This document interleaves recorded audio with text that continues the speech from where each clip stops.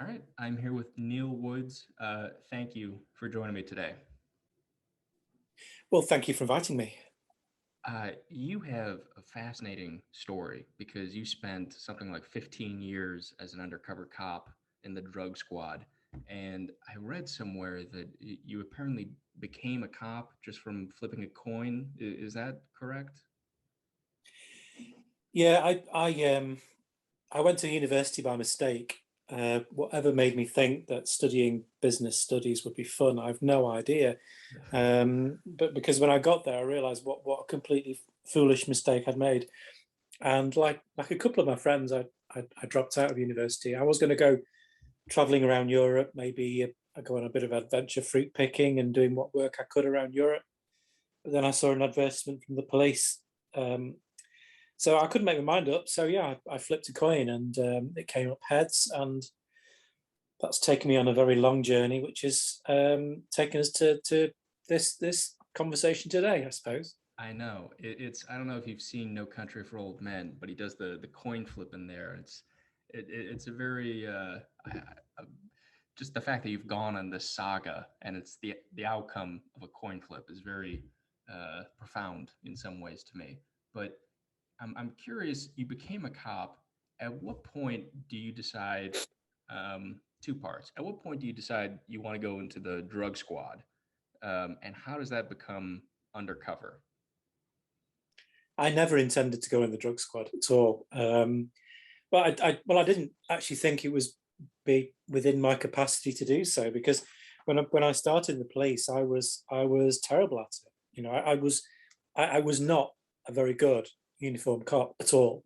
Mm. Um, I almost lost my job on several occasions. I was young and naive, and only when I went into the police did I realise how young and naive I was. So no, I struggled. I really struggled. But it's you know the sort of mental pressure was to give up.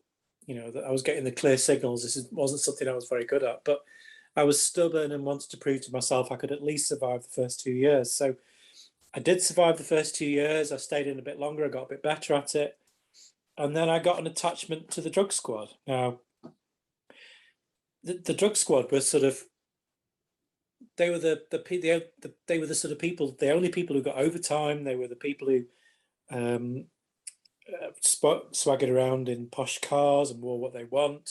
They were all mysterious, doing their surveillance, and they kept themselves separate from anybody else.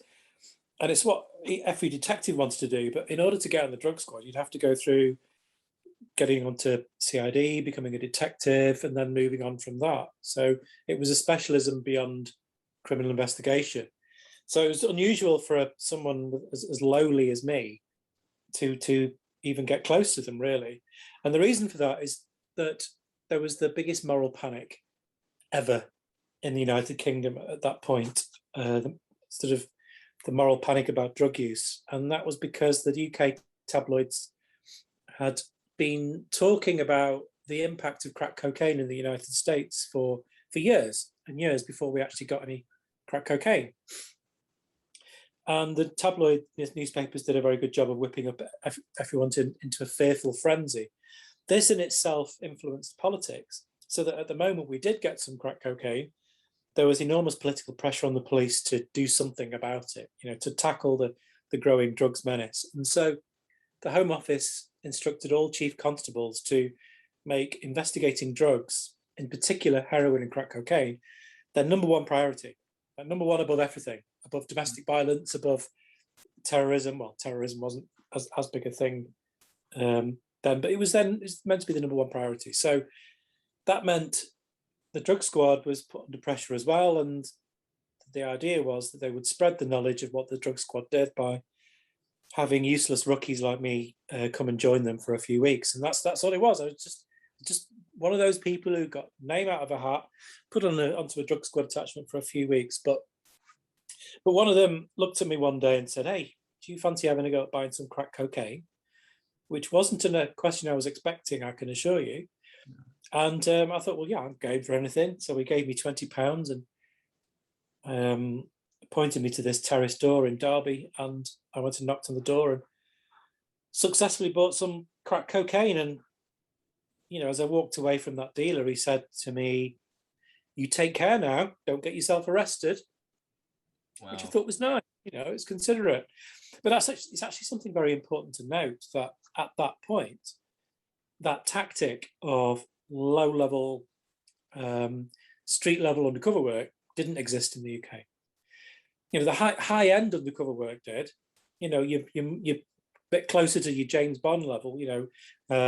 Being introduced to major players through years of work, that kind of undercover work, that happened, but not the low-level stuff. Now, it had been happening in the United States since the 1970s, but it hadn't happened in the UK. So the first time I did it, they didn't see it coming. So why would it be difficult? Mm. And what's surprising about this is that you talk about in the first 2 years of your life as a cop, admittedly, you were not good at it. And then you go into this position where it seems like much more risky to be pretending to be somebody else rather than having the uniform on. I mean, were you frightened at all going into this? Yeah, I was nervous for sure. But whereas I didn't necessarily deal so well with confrontation of the style that uniform cops have to cope with every day, not initially anyway. I found undercover work more suiting my personality because, and what I should say is that day, that first day of success, then defined really the next 13 or 14 years of my life, because they quickly saw the potential in it and the fact that I could pull this off. So the tactic was born that day, really. And so, to answer your previous question, I never expected or intended to go into the drug squad, but suddenly I became an integral part of not just the drug squad of my own constabulary, but all over the country, because I was loaned out to different police forces initially for a few weeks at a time, and then no less than 6 or 7 months at a time. So it really did change my life, really. But yeah, I mean, it suited my personality because in undercover work, I had to learn and adapt quickly. And the way that I did that is to pay attention to the sort of social structures around me, and also to empathize with the people that I was spending time with. And I suppose that suited me more in terms of adaptive behavior than it did within the police. So I suppose it suited my personality much more to delve into undercover work. And it's interesting the word empathy there to note, because it reminds me a little bit of what people talk about journalists, that their job is to seduce and betray. And in many ways, what you were doing is you were bringing these people into your confidence and then, uh, in, for lack of a better word, betraying them to the arm of the law. Um, did you, in the beginning, I should ask, were you a true believer in the sense that you thought that this was helping these people and was on the side of the good? Yeah, absolutely. As a young man, I had a very simplistic view of problematic drug taking. Very simplistic, stigmatized, judgmental.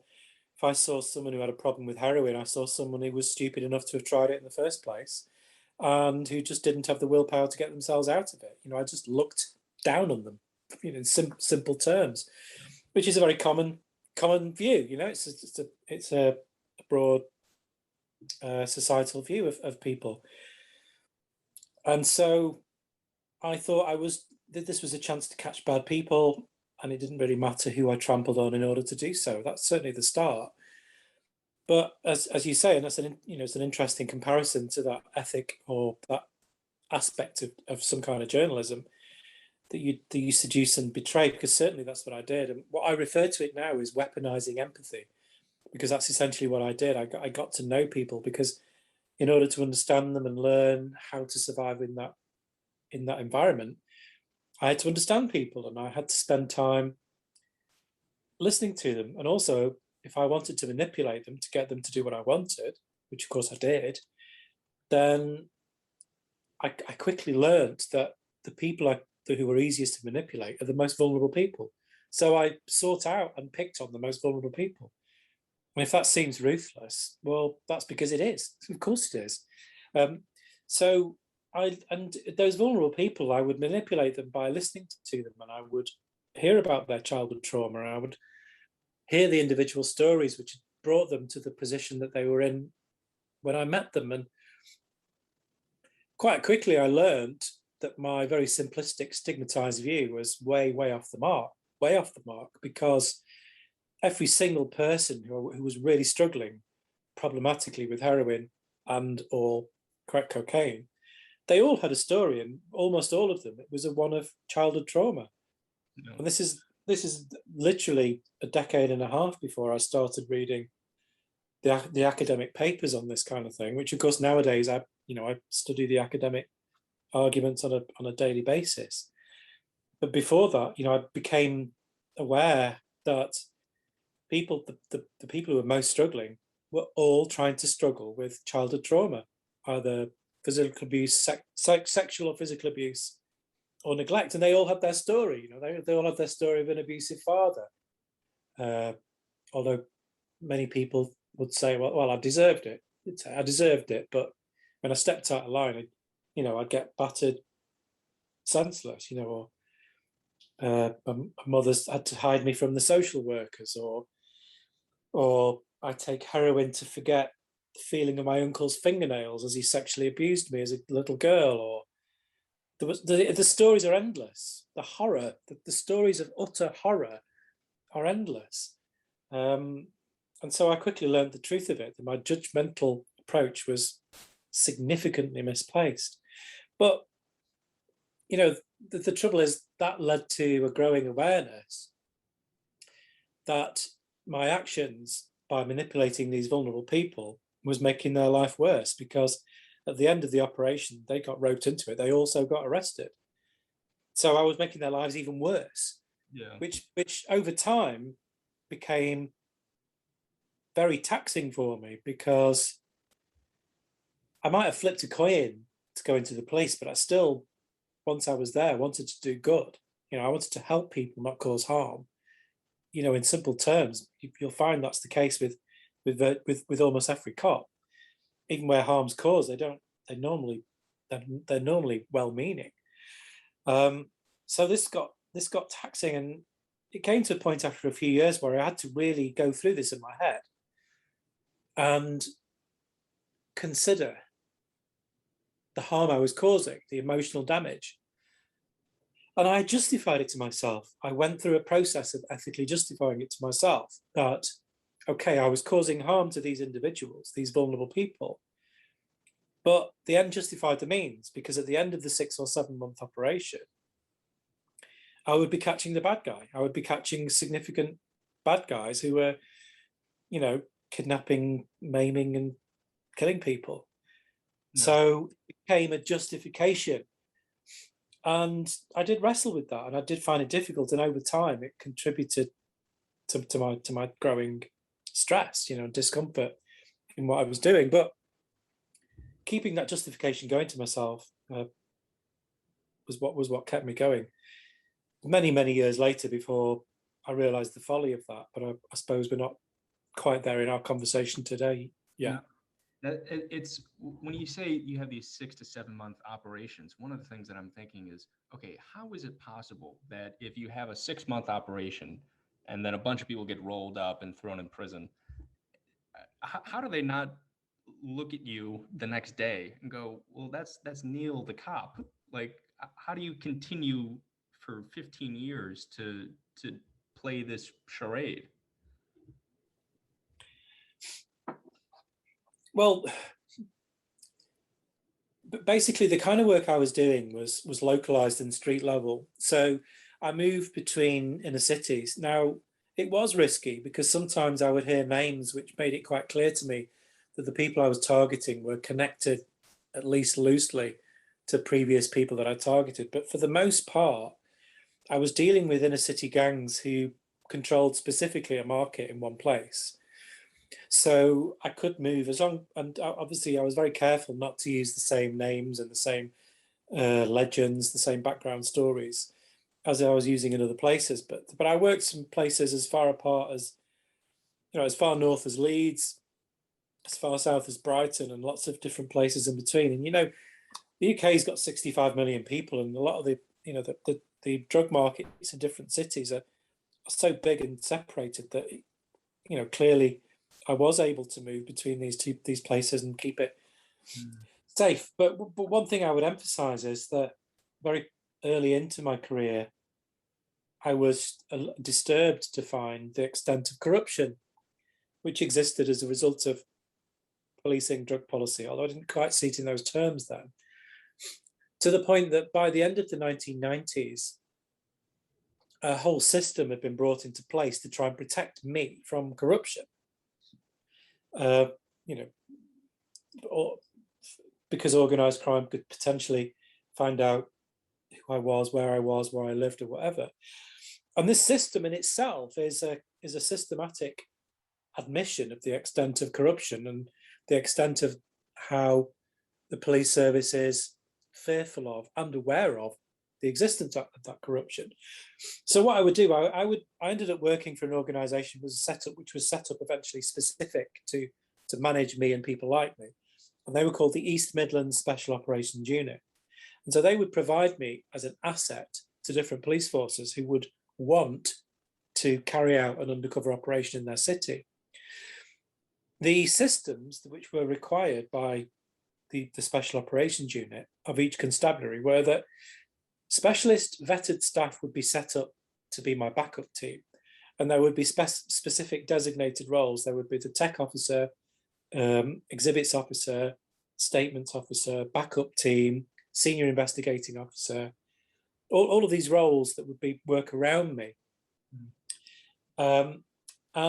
But the important thing is that they would be taken away from their normal roles and cocooned completely so that they had no contact whatsoever with the rest of their police force, like none at all.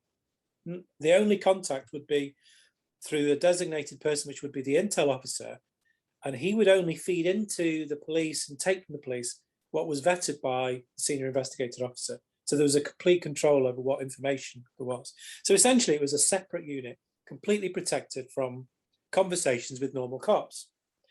That team would be briefed before I got there. They would be given what is called a lawful order. And if you're given a lawful order as a police officer, you sit up and take notice, because this basically means if you break this lawful order, you're in trouble. You could lose your job if you break this lawful order. And the order would be that they're not allowed to ask me my real name or where I'm from. So I had to use the same pseudonym as I was telling to the gangsters as I would to the police officers I was working with. They weren't allowed to know my real name. So I was kept completely separate, and I'd use a different pseudonym each time. And they would be disciplined if they even asked me that name. No. Now, that's obviously set up to protect me from corruption. And, that should blow the mind of anyone listening, really, because the very existence of that mechanism is an admission of systematic corruption. Because without systematic corruption, those methods would not be required, would they? And you mentioned at one point that you did have like a departed style mole within the police force. I think it was a guy named like Charlie Fletcher or something like that. Did I get that right? Yeah, that's right. So this point proves both the need for measures against corruption, because corruption is there and endemic, and also the fact that nothing can really truly protect you from that corruption because the system didn't work. Basically, it was an operation in Nottinghamshire, and it was 4.5 months in, and the day before this, I'd had a really difficult day at the office, so to speak, because I spent months trying to get close to this gangster, and I got an introduction to him, and he interrogated me with a knife pressed into my groin, into my testicles, which I can assure you is not very comfortable. In fact, it's unsettling, I would even say. And so that had been a difficult day. It'd been a long day. But the next morning, 2 of my backup team had gone off sick. Everyone had been working really long hours. And so 2 cops were brought in as replacement. They were introduced to me, and I shook the hand of one of them. No problem. Shook the hand of the second one, and just the hairs went up at the back of my neck. Every instinct was screaming that this guy was wrong, completely wrong. Mm. Now, later on, it's difficult to unpick an instinct or a series of instincts because 90% of our communication is non-verbal, and we're not all the time conscious.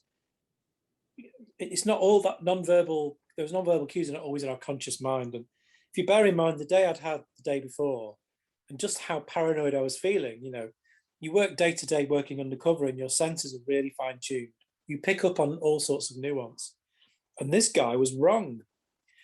So I went to the senior investigating officer and I said, look, boss, I cannot have this guy knowing what I'm doing. I don't trust him. I cannot relax today knowing he's got my back. So he was great. He said, fine, we'll exclude them both. We won't tell them why. We'll tell them to park up at the edge of the city. They'll not be in the briefing. They won't have a clue what this job's about. And you'll be happy. Great. Didn't think another thing of it. Now, the cartel that I was trying to get close to, cartel called the Bestwood Cartel, run by a very infamous UK gangster called Gunn. I was trying to get close to them, but it seemed he got closer to me because that cop was an employee of Colin Gunn. Colin Gunn had recruited him to join the police. So he was employed to join the police. So this isn't a cop that's been corrupted after joining, like many are. He was told to join the police. So by the time I'd met him, he'd been in the police for 7 years. And as you say, his name was Charlie Fletcher. And now in a brilliant operation by Nottinghamshire Constabulary, Colin Gunn was eventually brought down. So as I say, 12 months after that point in my operation. And it was found that Charlie Fletcher was an employee of his, but I have to stress that it was luck which brought them there. And, the judge sentenced Charlie Fletcher to 7 years in prison, a year for every year he'd been in the police, I believe. But bear this in mind, Charlie Fletcher was paid £2,000 a month on top of his police wages, plus bonuses for good information. And in debriefs after that operation, senior police in charge of that, and lots of senior police I've spoken to since, both in the UK and around the world, all admit to me that they know that this kind of corruption is endemic and impossible to defend against. That should sink in with people. Just take the time to let that sink in, that senior police know full well that kind of corruption exists and that they accept there's no defense against it. And the point that the senior cop said to me just after that, they said, well, look, Woodsy, of course we know this happens. With this much money involved, how can it not happen? Yeah. In other words, because all these drugs, which I assume makes up the bulk of the revenue for these criminal organizations, are illegal, and they become part of the criminal underworld. Then they have the resources to employ Charlie Fletcher and put him on the police role like that. To hear that in the UK, and I mean that's something that you would expect out of like a banana republic, but I guess that happens everywhere then. Did you talk about picking up on all these little like nonverbal cues and instincts, and you talked earlier about like weaponizing empathy. How did you get into the role of an undercover cop? I've heard you say it's not like a stage play, like you're not really an actor. What do you mean by that? Yeah, it's quite difficult to explain this one. And when we eventually did have some training, because I'd done the work for about 5 years before we had any training, and I helped develop the training for that. But we got some level 1 undercovers, some of the more sophisticated undercover cops to come and talk to us. And one of them said to me, look, you're never an actor. Don't try and be an actor. You have to be a different version of yourself. And so I'll try and explain that to you. Basically, if you try and be an actor as an undercover officer, you're gonna get yourself killed, because you're not an actor, and I don't have the skills of an actor. I don't. I can't play an entirely different role with the skills required to convince people over a long-term basis of that other role. Actors are well trained. They know how to play a role in a play on the stage, which they'll do perfectly, or they can play a part in a film. But working undercover, you might be in people's company for 12 hours at a time. You might have to live on the plot in the area and be amongst people for such long periods of time. And the strain of trying to be a different person without those skills is impossible to maintain. So you have to be a different version of yourself. Now that sounds, it's a difficult concept to explain, but you have to shed the idea of acting. So you still remain who you are, but you just have to be restrictive about what aspects of yourself you show and what aspects of yourself you might amplify. So you never you're never a different person. Does that make sense? Yes. In other words, you're not trying to invent, let's say, a backstory out of whole cloth. Like if you could say, hey, I played soccer when I was a kid, and that's actually true about you, you would rather keep that than invent something like, oh, I played tennis, because it's just more to remember, right? Is that kind of what Yeah, you're but it's more about the core of it. It's more about personality. So it's more about how you would react and behavior in a different way. It's not necessarily what you say about your backstory, because I certainly invented all sorts of backstory and legends and things. But yeah, but when it comes down to, it's almost like your core values, how you respond to things, and how what facets of self you can make use of and what facets of self you can't. So it's just shaping and adapting who you are to fit different circumstances, if that makes sense.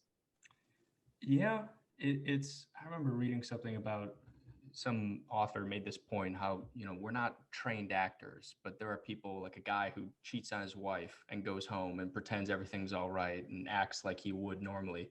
You're not an actor on a stage. You're still you, but you're somehow pulling off all these movements and convincing people that what you're saying and doing is an accurate representation of yourself. Is that kind of the Yeah, area? yeah, that's a good example. It is a good example. It's the same kind of explanation, but it is just being more willful and directed with a particular aim.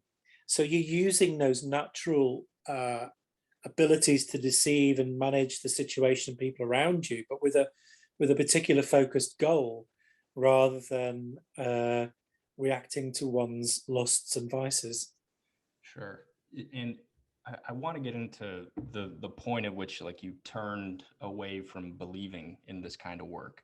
But I want to ask, because at some on some level, this story of being an undercover cop, uh, it's fascinating, and I think it has an almost like romantic appeal to some people. The idea of you're living a double life, and you're putting yourself in danger and all these kinds of exciting things. Did you find any aspects of your personality being corroded over time? In other words, if you're lying, in effect, to people all day, was it harder to go home and maintain honest relationships? I'm not sure. I mean, I don't think so. I mean, there was some aspects of my personality as a young man which were affected certainly in the first few years. For example, I don't think I ever came across as arrogant, but I got a massive ego boost from being good at what I was doing, um, and I quickly developed a reputation within the covert policing world as someone who could fearlessly almost get himself killed and come up smiling, and I sort of bought into my own legend a little bit, which in the long term probably contributed to the damage it caused me to my mental health, because I felt increasingly invulnerable, and sort of believing my own legend is a dangerous thing to do, really, um, because I didn't realize that every near death experience I had, and I did have quite a few, was damaging my long term mental health, and now I'm diagnosed with chronic PTSD, post traumatic stress disorder. So that harm was caused. Um, so I've been, I went through a period of time where perhaps I wasn't as humble as I strived to be nowadays. But in terms of the deception, no, I didn't really have a problem with the deception. I managed to compartmentalize that part of my life where I was deceiving people from my family life, and I still managed to go home and take my kids swimming on a Sunday morning quite often, because I used to arrange my working to suit me wherever possible. So it wasn't all difficulties and horrors. I did have some enjoyable family life as well. But in terms of the lying, people hear this and think I'm just some kind of cold sociopath. But certainly in the first few years, I really enjoyed the intellectual exercise of successfully lying to people. I did. I can't help that. I enjoyed the challenge of it, and the intellectual challenge of it. And I loved getting better at it. I loved learning and becoming aware of those subtle tells where people were completely believing in you, or where there was an element of distrust, and you have to pick up on those elements of distrust to try and quench that fire quickly, and win them over. So there was a constant, it's a constant study, it's a constant development of self, and that appealed to me a lot at the time. So yeah, I kept it separately. It was like my work and my self-development, and then I would go home to my family. And I don't think I really struggled to separate those things. Not like journalists often want me to say that this, my growing other personality impacted on my home life and destroyed it. And I mean, don't get me wrong, my first marriage did fail, but I don't put that down to my undercover work. I see. I got to ask, because you did mention you had a few near-death experiences. What was the closest you came to dying or severe physical harm? God, take your pick. I've had a door answered, a samurai sword put to my throat, and various things. But I suppose the most dramatic one was I was doing an operation in Leicester, and very early on in the operation, I bought some heroin off this gangster who just happened to be a real big hitter. He was a real meaty target, someone who we really wanted to catch. But he took a step back, and I didn't see him for months. And so the operation carried on, and we got masses of evidence. The operation was coming to a conclusion, but we hadn't got any corroborative evidence against this particular person, because he'd gone off the scene before it came to a point in the operation where I felt comfortable wearing any technical equipment, a camera. So this guy, I kept phoning this guy to get him out, to get him on film, and he wasn't hands-on dealing. He was sending other people out. So I knew he liked his clothes, so I could come up with this plan of getting hold of some counterfeit clothing and trying to sell it to him. So through the backup team, went through a customs contact and got hold of some counterfeit Stone Island jackets. And I phoned the guy up, and he took the bait, and he agreed to meet me in this car park. And I got these jackets in plastic. And he brought two of his mates with him who I'd not met before. So although this guy trusted me, his two gangster mates didn't necessarily trust me. Anyway, the first thing he says to me, like, "Oh yeah, these are interesting jackets, but do you just want to sell me these, or do you want to buy something?" So I'm thinking, well, I've only ever bought heroin off you. If I buy crack as well, you'll get an extra 12 months in prison. So I says, well, if you're carrying white, I'll have a 20 stone from you. So he brings out this massive block of crack cocaine. I mean, huge, like bigger than a VHS, like video box. You're too young to remember VHS video boxes. I do remember VHS. But... Yeah, you just about remember it, right? So anyway, it's a massive block, and he's sat in the front of his car, cutting it, a little slither off it. While he's doing that, his mate is looking at me, and then suddenly pushes me up against this metal fence, this metal railing at the back of the car park. And he starts feeling my clothes, and in no time at all, he's found the camera. Now, we're not talking James Bond tech here. No. This was like a denim jacket with metal studs, and in the hole of one of the metal studs is the camera winking out at you if you find it. And he found it, and he said, fucking hell, man, he is as well. He is. He's fucking 5'0", man. He's fucking 5'0". He's heat. So I'm thinking, right.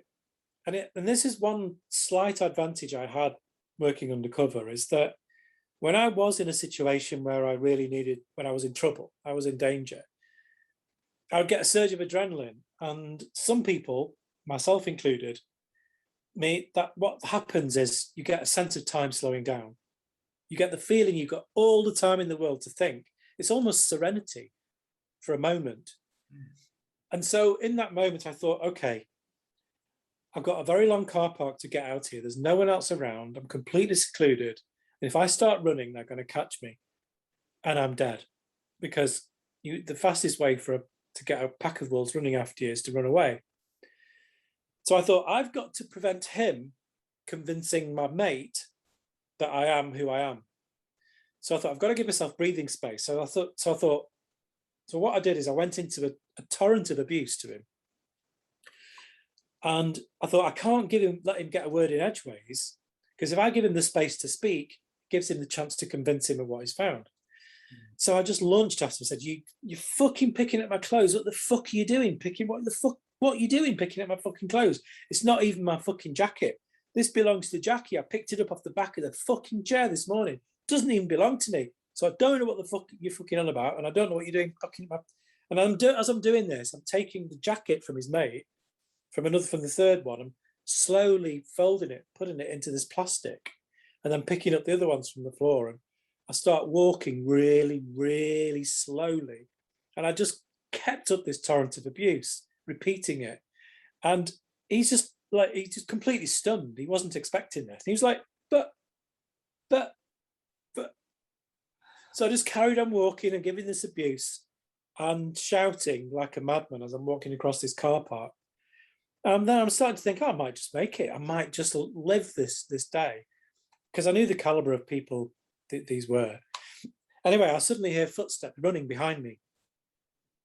And I thought, oh God, I've got halfway. I'm thinking maybe if I turn around and get one punch into one of them and then sprint to the exit, I might just get at least within sight of some other people. Anyway, it's the guy I know who's just cut up the crack. And he comes up to me, he says, hey, mate, don't you want your ting? And I'm thinking to myself, you want to sell me crack now? And he says, don't mind my mate, he's a dickhead.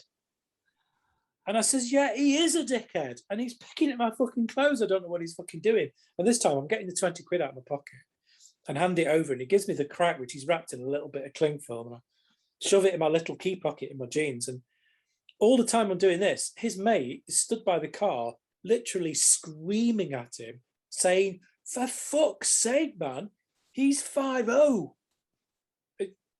And like many times I'm thinking 5'0", he's not old enough to have watched Hawaii 5'0", but it's still the street slang for police. And he's screaming at him. Anyway, he starts going back to the car and I keep walking. But then suddenly I hear a screech. The tires take off as he's revving the engine and flying across the car park towards me. Clearly, he's convinced him of what he's found. And the car comes after me. So then I just start running. And I get to exit the car park and turn left and start running along the pavement. The car turns a corner and came up the pavement, driving after me along the pavement. So I sprinted. Now, where this is like, it's the inner ring road of Leicester. So it's a dual carriageway leading to a roundabout where to the left of the roundabout, I could quite quickly get to a pedestrian area. The car park had been secluded, but actually I wasn't that far away from other people. Anyway, they drive up the pavement after me. And I sprint, and there's a barrier protecting the pavement from the roundabout. And I just managed to get to that barrier where the car won't fit. So the car screeches to a halt. And glancing behind, I reckon they must have been no more than 2 meters away from me. And they were quite clearly trying to run me down. Yeah. So then they bumped off the pavement onto the road, went round the roundabout once. And by the time they'd come round the roundabout to have another look at me, I was already quite a way towards the pedestrian area of the city centre. So anyway, I went back to the safe location to debrief and told them the description of the others, the registration of the car, what happened. The intel guy went away to do some research, and when he came back, he says, "Wow, he was laughing. I don't know why they didn't just shoot you, because there's loads of intel. There's a gun in that car. So yeah, well, that's just cop sense of humor. So, but yeah, that's probably the closest, or one of the closest I came to getting killed. Just bear with me. I've just got to answer the door. Please. But you'll be able to pause it and carry on, won't you? Yeah, yeah, yeah.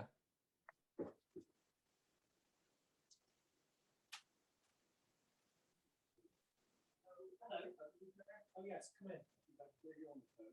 Yeah, I'm just interview as well. Right, yeah.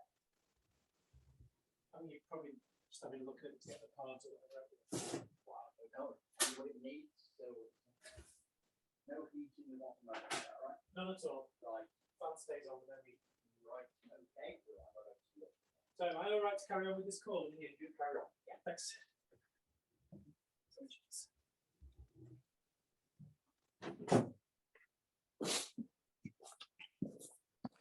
So I asked the guy to come and fix my cooker, but he's a bit earlier than I thought he was going to. No worries. So that's a tale of people who are a lot more menacing than some of the more vulnerable people you were talking about earlier. But as we get into why you've sort of changed, you've gone a 180 philosophically when it comes to the drug war. I'm reminded of a story that you told of a guy. I think his name was Cammy. Do you know who I'm talking about? Yeah. Cammy was from the same operation as Charlie Fletcher, the one in Nottinghamshire where I was trying to get close to Colin Gunn's cartel. And Cammy was really useful to me because he was a peripheral member of that cartel, really, very peripheral, because he was a user dealer whose supply came from those people. So he was really useful to me, and I really cultivated him. I spent a lot of time with him. I listened to him about his childhood, and I manipulated him a great deal. I spent time shoplifting with him, and doing all sorts. And I liked him. There's a lot of these people I really enjoyed the company of because he was funny and good company, but he just had very unfortunate things happen to him. And for him, it was a traumatic childhood that led him to self-medicate with heroin. But of course, at the end of the operation, when I presented the evidence against the nasty gangsters, but also all of these not so nasty, vulnerable people, he was arrested. And when he was arrested and he was in the police cells, he ended up being on minute-to-minute watch, suicide watch. And the reason for that was because for someone as vulnerable as him and who'd had such a difficult life, my betrayal of him was the final straw, the last straw, to put him in that depth of emotions, or where he became suicidal. So, and that's the reality of the harm that I was causing to people, and how far that could go. And it should be broadened, not just to see it through the eyes of that vulnerable person in particular, but in the broader sense, the ruthlessness that meant that I could put someone in that situation is a microcosm of the broader drug war, because the whole premise of this war on drugs is that we can cause harm to individuals to somehow prevent a broader societal harm. That we can punish people, send people to prison and traumatize them in order to do some good for society. And it's always justified in those terms that we prevent more harm than it causes. And the truth is that it doesn't. Certainly in the personal cost to individuals like that, but also to broader society. I mean, there are other examples I can give you if you like of the evidence of that. It's not just that it's causing harm to individuals. It's because bear in mind that I still carried on doing that work despite knowing the harm that I caused to him. I did, because I still believed that even that harm was justified, which makes me very ruthless indeed at the time. But eventually, I'd had years and years of doubts, which I'd pushed down, I'd suppressed. Eventually I had to face up to all those doubts when other things happened to me. And one of those is where I investigated a very notorious gang called the Burger Bar Boys in the town of Northampton. They're a very notorious organised crime group from Birmingham who had taken over the supply in that neighbouring town. And so I went to that operation as normal, manipulating vulnerable people to get introductions. And it was quite a terrifying experience when I finally got a direct introduction to the gang, the Burger Bar Boys, because I was shown into this snooker club, into this gents' toilet, where this hooded figure came in, and he went into the toilet cubicle and stood on the toilet, looked over the top and said, "What's this?" And then the door burst open and 4 more hooded figures came in, and they were circling me and headbutting me on the side of the head and punching me on the ribs, and all the while I'm being interrogated by this one in the cubicle and asking my friend who'd introduced me the same questions, trying to trip me up. And this went on so long, I really thought I was not going to get out of there in one piece, because I knew just how violent these people were. You know, the person that was asking me questions, I knew he was implicated in 7 different murders. This gang was using casual sexual violence as part of their reputation building. You know, these were brutal, brutal people. But eventually he suddenly said, "All right then, what do you want?" And in the moment he said that, the 4 hooded figures walked out. It was so choreographed. Anyway, then I paid him my money, and I bought some heroin and crack and got his phone number. And then I was in, and I spent the next few months gathering evidence of conspiracy against all of that particular gang. And I almost died, I think, on other occasions, at least one other occasion on that operation. But after 7 months, I'd gathered evidence against 96 people, the 6 Burger Bar Boys and 90 other people. And I knew I'd got no one else to catch, because there were no new phone numbers to get. There was no new names I hadn't already met. I caught everybody. And so I was thinking, wow, this operation is going to be the biggest yet, because I've caught everyone that's mentioned. So there was police brought in from 5 different counties, in a huge operation, hundreds of cops involved. And so then the intelligence officer, who was tasked with keeping his ear to the ground after the dust settled, spoke to me afterwards. He says, "Yep, we managed to interrupt the heroin and crack cocaine supply in Northampton for a full 2 hours. 7 months of work, all of that violence, all of those near-death experiences, 96 people arrested, huge resources, all for the sake of interrupting the drug supply for 2 hours. That's all." So that justification to myself, and as we justify as a society this policy that we have, the end doesn't justify the means at all, because there is no benefit at all to the policing of the drug markets. Now, don't get me wrong, you know, those are nasty people and they're better off in prison than out. Those 6, the 6 of them, not the others, not the other 90 people. They were vulnerable people. The 6 people who are the main gangsters, yeah, they were vicious. They wouldn't have been vicious without the drug market. Those young men have become violent in order to survive in the drug market, in a Darwinian sense, because policing drugs makes that necessary, because the most successful gangs are the most violent ones, or rather they're the people who are most willing to be violent. We've created that situation. Those young men at the age of 12 weren't thinking they were going to grow up and learn how to be violent gangsters. No way. They learned to be violent because that's what the opportunity that was given to them requires them to do. So it's worse than futile. You know, the first time I bought crack, as I told you at the start of our conversation today, that wasn't difficult, because I didn't see it coming. The whole marketplace is adapted to the presence of people like me and become more violent. Now, of course, we have children exploited to deal drugs. That would not have happened without me having been in that marketplace. It wouldn't have happened if police don't use police informants that find out information on the adults.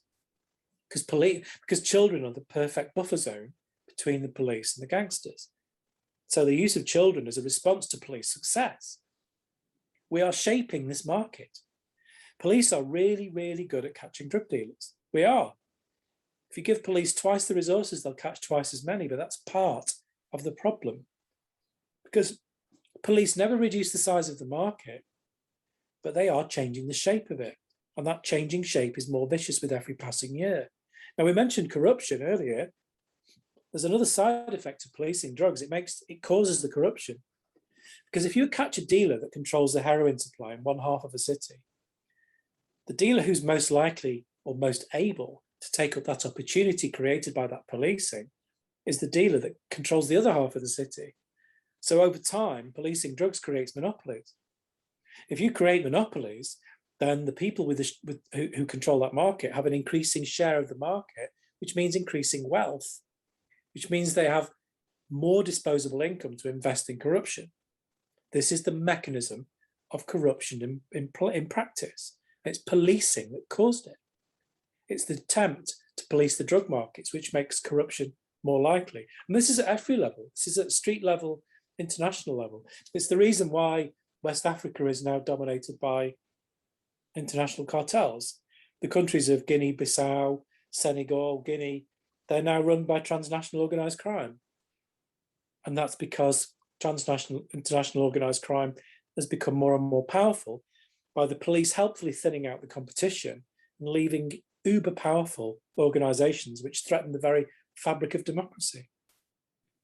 And one of the stories that I've heard you talk about when we describe how the increase in policing tends to make these cartels much more violent is, I think it was in Brighton, where there were cases, I don't know if this was proved or not, but there were cases where skyrocketing overdoses, and people were saying that maybe these were deliberate, like they were trying to keep people in line. Is that also a consequence of the kinds of undercover work you were doing? Yeah, absolutely. In Brighton, what the organized crime groups who were supplying that area were doing was using homeless people as proxy dealers, much in the same way that nowadays they've moved on to children as being proxy dealers. And the reason they're doing that is because it was the perfect defense against me and my presence in that community, because it kept them away from the actual gangsters controlling it. So, and they would say to the homeless people, if you bring a strange face anywhere near me, we're going to kill you. And this was what the community was talking about. They were all saying, some of us are getting casually murdered, and we can tell you the names of people who did. And they got murdered, they got given an overdose. And of course, I can't prove that there were casual murders going on, because you would need a full police investigation in order to do that. But what I can say is that whole community was convinced that those casual murders were going on. And it certainly makes sense, because that community was being controlled with fear. And again, that's only possible because the drug markets are unregulated, because we've made this valuable commodity illegal. And for you on a personal level, I mean, psychologically, after 15 years of investing your life's work into something that you now no longer believe in, that must have been, it's almost like someone who loses their faith, like at that level of a dilemma. I mean, was that gut wrenching for you to look back and go, wow, I don't believe in anything that I've done in the past 15 years? Yeah, it's difficult. Well, it was just a little over 13 years, but and it wasn't permanently. I wasn't working undercover permanently during that time. But yeah, I worked very hard on drugs policing for a very, very long time indeed. And yeah, it is hard to look back and think, because we like to think that what we've done is valuable, don't we? We like to think that we're doing the right thing and contributing to society, and it is hard to look back and think all I've done is cause harm, and I have. I've caused a huge amount of harm to individuals and to society. But we have a duty to the truth. Especially within law enforcement, we have a duty to the truth, and that's what I say to my colleagues now. That it's not your job to defend policy when you know better. We have to face up to the truth, because I'm the way I've worked my head around it is that I'm still fighting organized crime now. I'm just doing it with evidence, and I'm trying to fight organized crime by letting people know the truth and following the evidence. And that's following the evidence is not too much to ask in any regard. It's not too much to ask of the police. It's not too much to ask of politicians, because our current drug policy is not based on evidence. It's based on ideology, and a very shaky racist ideology is the foundation of our current drug policy. So, but yeah, it was difficult, and I went through a very hard period of time where I had the worst of my symptoms of PTSD. Part of that is moral injury, where I had to face up to the harm that, the guilt of the harm that I've caused to other people. But I'm not the only one, though. I'm part of a growing international movement of police and other law enforcement. I'm part of the Law Enforcement Action Partnership, which are growing rapidly in the United States, but growing across Europe and around the world. And we're probably the most important group that's key to change our drug policy, because we can see the failure in action. We have the information at our disposal to explain to the public just how much of a catastrophic failure our current drug policy is. Yeah, and the Law Enforcement Action Partnership, or LEAP for short, what is it that you all would advocate now to be our drug policy as opposed to prohibition? Well, all drug policy reforms that are evidence-based are a good idea. First, I have to emphasize that, whether it's overdose prevention centers, also called drug consumption rooms, DCRs, or heroin-assisted treatment, or decriminalization of drug possession, all of these things, like Portugal did, all of these things are very important. But we come at this from a policing perspective, and what we want to see is to take the power away from organized crime. We want to take their power away from them. We want to take control of these drug markets. And only by doing that can we fight the corruption, the violence, and the dominance and corrupting influence of organized crime. So we want to regulate all of the drug markets. Now, for heroin, that means we medicalize it, prescribe to those problematic people who need it. We go back to the British system, the way we used to do it up until the end of the 1960s. For the other commodities, we regulate those according to their relative risks. So for cannabis, we look to Canada and some of the states in America for good policy ways of doing it. I think we can do better than Canada, certainly in terms of social equity, making sure that the communities which have been most marginalised by our current policy are not further marginalised by legal regulation. But we look at it from a public health perspective. Our children have easier access to cannabis and cocaine now than they do alcohol and tobacco. That's because regulation works. Regulation protects our young better. Dealers don't ask for ID. If children go to a shop and they want to buy alcohol or cigarettes, they've got to show photographic ID, because we have regulatory control. It'll never be perfect, but it is significantly better than being controlled by gangsters. So this is about taking control, and this is what we want to see, and we want to follow evidence in order to do that. Well, we're at an hour here, so I do want to wrap up. But one of the points, and this goes back to something we discussed earlier in this conversation, is the sort of looking down on drug users. And you mentioned something in there like DCRs, the drug consumption rooms, which I assume refers to places where people can, legally and safely do drugs. But that's something that seems like a big barrier to getting the population on board with this, is the idea that, we're going to have taxpayer money go to people shooting up. Like, how dare you? What do you say to those kinds of people based on your experience meeting some of these drug users? Well, first of all, we should care for every member of our society, and there is good evidence that drug consumption rooms or overdose prevention sites keep people alive. And they keep people alive until people are ready to deal with the problems that have caused their drug addiction. So we should be caring for people. But even if you don't care for those people, overdose prevention sites, drug consumption rooms, they are actually cost effective, because people who have to inject drugs in dirty alleys and in the street, they suffer from all sorts of health conditions which cost the NHS an absolute fortune. So there is cost benefits analysis from the United States, from Canada, and from Australia, which show that, and Denmark actually, which show that the drug consumption room is cost effective because it prevents much more expensive health interventions, much more expensive. So if you only wanted to look at it from cost, they pay for themselves anyway. But we should, as a society, take pride in how we care for the most vulnerable in our society. We should be judged on it. We should judge ourselves on how we take care of the most vulnerable. And in the UK at the moment, we are sadly lacking. In Denmark, I've seen the drug consumption rooms there. The biggest one is just across the road from the police station, and the police are completely, fully in support of them, because, as one police officer said to me, he's really happy not to have to go and deal with the dead bodies in the street, because he finds it traumatic. He does not want these people to die. He wants people to get better, and he sees this as helping them to get better. And what more could we want? And what more could a police officer want? Amen. Neil, before I let you go, is there anywhere that people can reach you? You've written a couple books, TED Talks, etc.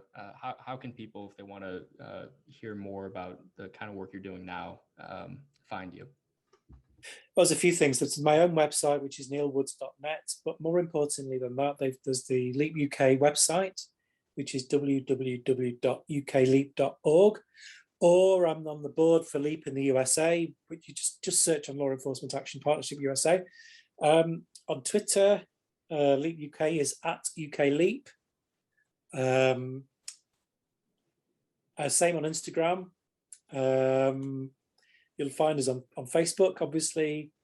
I suppose that's about it, really. Oh, I would also ask you to please look up very close allies of ours, which is Anyone's Child.